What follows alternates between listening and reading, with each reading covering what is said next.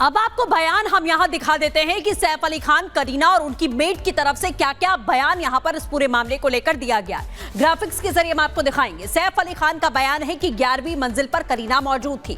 करीना कपूर ने कहा कि हमलावर ने सैफ पर कई बार वार किए और मेट एफआईआर में आखिरकार क्या लिखा गया है आपको बता दें कि चोरी के इरादे से जो आरोपी शहजाद है वो घुसा था। सैफ अली खान ने कहा कि सैफ करीना ने मेड की जो चीखें हैं वो यहां पर सुनी जब मेड चिल्लाती है। करीना ने कहा कि डर से बच्चों को 12वीं मंजिल पर भेज दिया गया और एफआईआर में लिखा गया कि 1 करोड़ रुपए की मांग आरोपी शहजाद ने की थी। और सैफ अली खान ने बताया कि मेड की चीख सुनकर सैफ अली खान कमरे से बाहर आते हैं। करीना कपूर के बयान में कहा गया कि करीना को करिश्मा अपने घर लेकर चली गई जब ये सब कुछ वहां पर हो गया।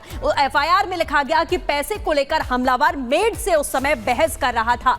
और सैफ अली खान ने बयान दिया कि सैफ पर हमलावर ने चाकू से हमला किया। करीना कपूर का कहना था कि हमलावर जेल तक नहीं पहुंच सका क्योंकि सैफ बीच में आ गए थे। और एफआईआर में लिखा गया कि मेड को बचाने के लिए सैफ वहां पर पहुंचे थे। तो बयानों में कितनी भिन्नता है वो भी आप यहां पर देख सकते हैं कि सैफ अली खान जिन पर हमला हुआ उन्होंने क्या कहा और करीना और एफआईआर में क्या कुछ लिखा गया।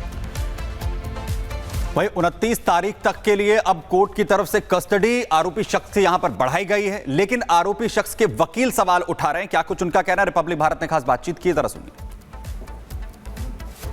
रिपब्लिक भारत पर आरोपी पक्ष के वकील संदीप जी हमारे साथ जुड़ गए हैं। संदीप जी, आज के दिन कोर्ट परिसर में क्या क्या हुआ? आज के पीसी के लिए फाइट हुई है। पुलिस कस्टडी के लिए उन्होंने डिमांड किया 7 दिन की, लेकिन 5 दिन का ही उनको कस्टडी मिला गया।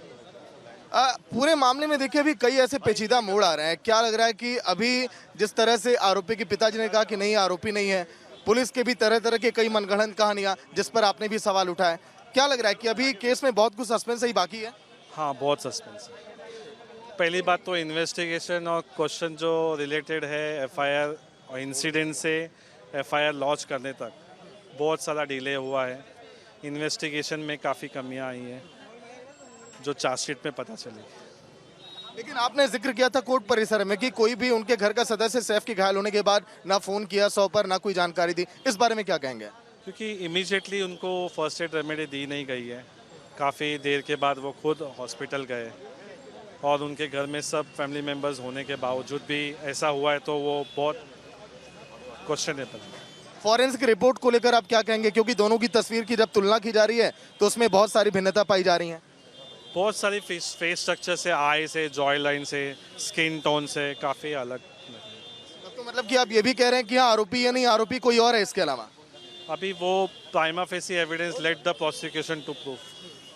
क्या लग रहा है कि इसमें कुछ और ऐसा है जो पर्दे के पीछे कहानी कोई और गढ़ा है लेकिन सामने आरोपी खड़ा है? अभी वो आएगा, वो इन्वेस्टिगेशन में आएगा और जैसे चार्जशीट में बताया जाएगा कि वो क्या है, मेन प्रूफ क्या है उनके खिलाफ कि वो है या नहीं।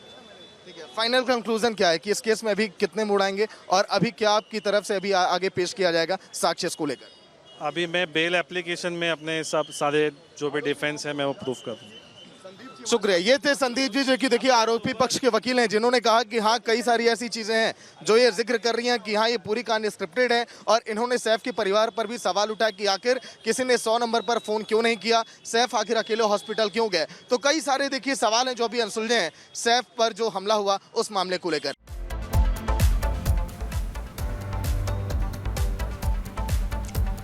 और लगातार ये बड़ी खबर हम आपको बता रहे हैं कि किस तरीके से आपने देखा। लेकिन अब आगे बढ़ते हैं और बात करेंगे बिहार की बाहुबली की।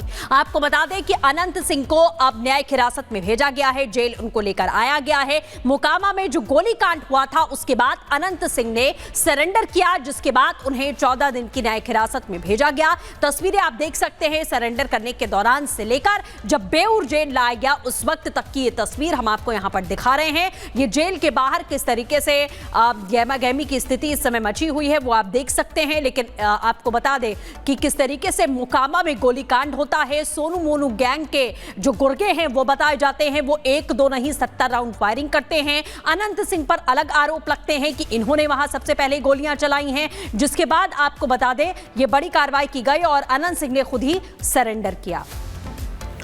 प्रकाश जी हमारे सहयोगी इस वक्त सीधा हमारे साथ इस वक्त जुड़ रहे हैं। प्रकाश जी, बड़े सवाल हैं और बड़ी गुत्थी है और सबसे बड़ी बात यह है कि सवाल ये उठाए जा रहे हैं कि इससे पहले पप्पू यादव ये कह रहे थे कि जो हमला करने वाले हैं जिनके बीच में ये पूरा विवाद हो रहा है वो तो मीडिया के सामने और आखिरकार सरेंडर हो जाता है।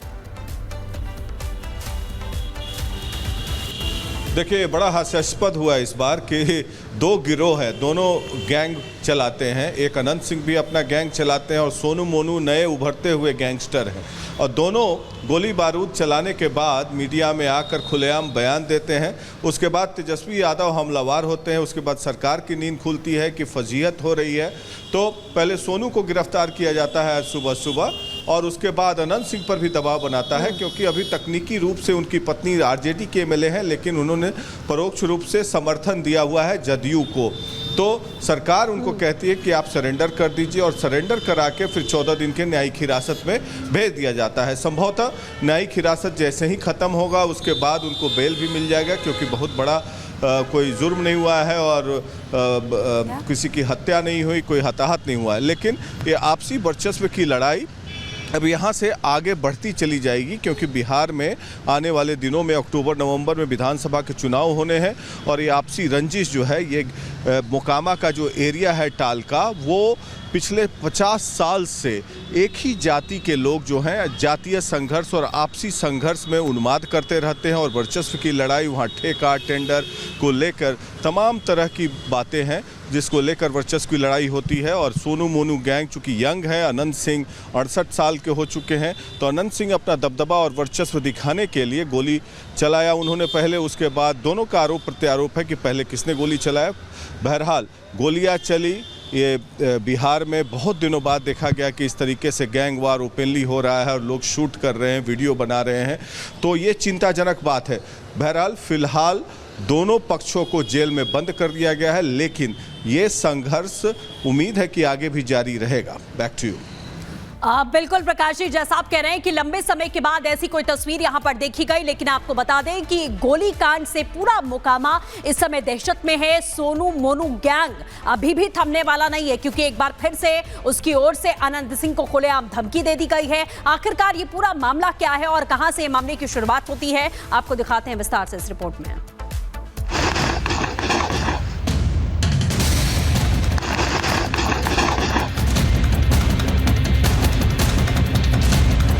बिहार का मोकामा गोलियों की तड़तड़ाहट से गूंज रहा है। मोकामा में पूर्व विधायक बाहुबली अनंत सिंह और सोनू मोनू गैंग में अदावत बढ़ती जा रही है। 2 दिन पहले ही मोकामा में हुई फायरिंग का मामला अभी शांत भी नहीं हुआ है, जहां एक दूसरे पर दुश्मन की तरह अनंत सिंह और सोनू मोनू गैंग टूट पड़े थे, वहां पर सनसनीखेज फायरिंग हुई है। यानी मोकामा वर्चस्व की लड़ाई में फंसता दिख रहा है।